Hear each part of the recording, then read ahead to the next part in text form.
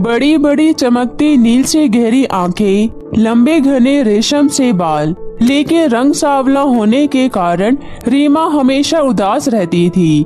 रीमा के माता पिता और दादी ने कभी ये जानने की कोशिश भी नहीं की थी कि आखिर उसकी उदासी का क्या कारण है, बल्कि सारा लाड प्यार वो अपनी दूसरी बेटी सिया से करती थी, जो दिखने में बहुत ही सुंदर और गोरी थी। रीमा के सांवलेपन और उसके पैदा होते समय उसके पिता को बिजनेस में बहुत ही नुकसान उठाना पड़ा था, इसलिए इन सब का दोषी रीमा के परिवार वाले रीमा को मानते थे। रीमा पढ़ाई लिखाई में बहुत ही अच्छी थी और वो हमेशा क्लास में फर्स्ट आती थी, परंतु रीमा के सांवले रंग की वजह से क्लास में उसका कोई भी दोस्त नहीं था। एक दिन रीमा स्कूल से घर आते समय पास के एक बगीचे में बैठ जाती है। उस दिन रीमा का मन सुबह से ही बहुत उदास था।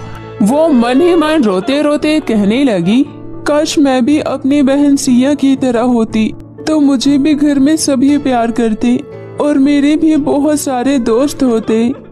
तभी अचानक एक बूढ़ी औरत रीमा के पास आती है और कहती है, बेटी, मैं एक लंबे सफर पर निकली हूँ और मैंने 2 दिन से कुछ खाया नहीं है। मुझे बहुत भूख लग रही है बेटी, क्या तुम मुझे कुछ खाने के लिए दे सकती हो? रीमा अपने बैग में से लंच बॉक्स निकालकर उस बूढ़ी औरत को दे देती है। धन्यवाद बेटी, तुम बहुत ही नेक दिल और सच्ची लड़की हो। बशर्ते तुम्हारा रंग सांवला है, लेकिन तुम दिल से बहुत ही गोरी हो। मैं तुम्हें कुछ देना चाहती हूँ। बूढ़ी औरत अपने फटे झोले में से एक लाल रंग की लिपस्टिक निकालकर रीमा को दे देती है और वहाँ से चली जाती है। रीमा उस लिपस्टिक को लेकर अपने घर लौट आती है और जैसे ही रीमा शीशा के सामने लिपस्टिक लगाने के लिए खड़ी होती है, तभी लिपस्टिक में से आवाज आती है, हेलो रीमा, मैं कोई साधारण लिपस्टिक नहीं हूँ, मैं एक जादुई लिपस्टिक हूँ जिसे लगाते ही तुम बहुत ही सुंदर हो जाओगी। क्या सच में मैं भी अपने बहन सिया की तरह सुंदर बन जाऊंगी? मैं अभी इस लिपस्टिक को लगा कर देखती हूँ। और हाँ, अगर तुम्हारी कोई इच्छा है तो इसे होठों पर लगाते समय बोल देना, तुम्हारी वो इच्छा भी पूरी हो जाएगी। मैं चाहती हूँ मेरे जन्म के वक्त मेरे पिताजी के बिजनेस में जो भी नुकसान हुआ था वो मुनाफे में बदल जाए, ताकि मेरे माता पिता और मेरी दादी मुझे भी सिया की तरह प्यार करे। ठीक है, तुम्हारी ये इच्छा जरूर पूरी होगी। फिर रीमा उस जादुई लिपस्टिक को अपने होठों पर लगाती है। लिपस्टिक लगाते ही वो एक बहुत ही खूबसूरत लड़की में बदल जाती है। उसने जब अपने आप को शीशे में देखा तो उसे अपनी आंखों पर विश्वास ही नहीं हुआ और वो खुशी से झूमने लगी और अपने कमरे से दौड़ते हुए अपनी दादी के पास जाती है। उसकी दादी उसे देखकर चौंक जाती है और बोलती है, अरे रीमा, तुम इतनी सुंदर कैसे बन गई? तुम तो बिल्कुल एक सुंदर परी जैसी लग रही हो।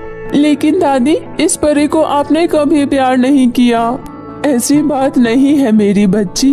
तभी उसकी बहन सिया और माँ बाजार से वापस घर आ जाते हैं। सिया अपनी बहन की बदली रंग रूप को देखकर हैरान हो जाती है और कहती है, मुझे भी रीमा से ज्यादा खूबसूरत बनना है। तभी उसके पिताजी भी वहाँ आ जाते हैं और मुस्कुराते हुए कहते हैं, आज तो कमाल ही हो गया। मेरे बिजनेस में जो नुकसान हुआ था, आज बैंक वालों ने बुलाकर मेरा सारा पैसा मुझे वापस कर दिए।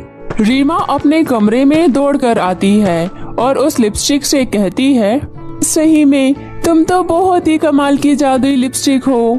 बस तुम इस बात का ध्यान रखना कि मेरे बारे में तुम्हारे अलावा और किसी को पता ना चले।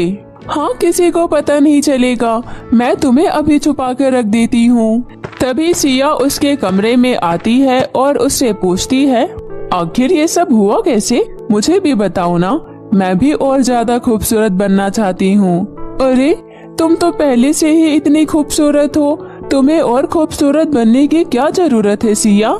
बताना है तो बता, नहीं तो रहने दे। ये कहकर सिया मुंह बनाकर कमरे से चली जाती है। फिर अगले दिन जब रीमा स्कूल जाती है तो सभी लड़कियां उसे देखकर चौंक जाती है और सब उसके आगे पीछे घूमने लगती है। शाम को रीमा के पिता उसे बड़े प्यार से अपने पास बुलाते हैं। मेरी प्यारी बिटिया, मुझे माफ कर दे। मैंने आज तक तुम्हारे साथ बहुत ही गलत व्यवहार किया है, लेकिन आज मुझे पता चला कि व्यापार में घाटे का कारण तुम नहीं थी, बल्कि मेरा अपना मित्र था। इस पर जरूरत से ज्यादा मैंने भरोसा कर लिया था। मैं सब कुछ भूल चुकी हूँ पिताजी। इस तरह रीमा की बेरंग जिंदगी उस बूढ़ी अम्मा की दी हुई जादुई लिपस्टिक से रंगीन हो जाती है और वो खुशी खुशी अपने माता पिता के साथ रहने लगती है। तो मेरे प्यारे दोस्तों, कैसी लगी आपको मेरी जादुई लिपस्टिक की कहानी? मुझे कमेंट करके जरूर बताएं। और यदि कहानी अच्छी लगी हो तो अपने दोस्तों के साथ भी शेयर करें। को सब्सक्राइब नहीं किया है तो जल्दी से नीचे लाल बटन दबाकर अभी सब्सक्राइब कर ले और साथ ही इस बेल आइकन को दबाना ना भूले। तो मिलती हूँ आप सभी से फिर किसी नई कहानी के साथ। तब तक अपना ध्यान रखें। Bye bye.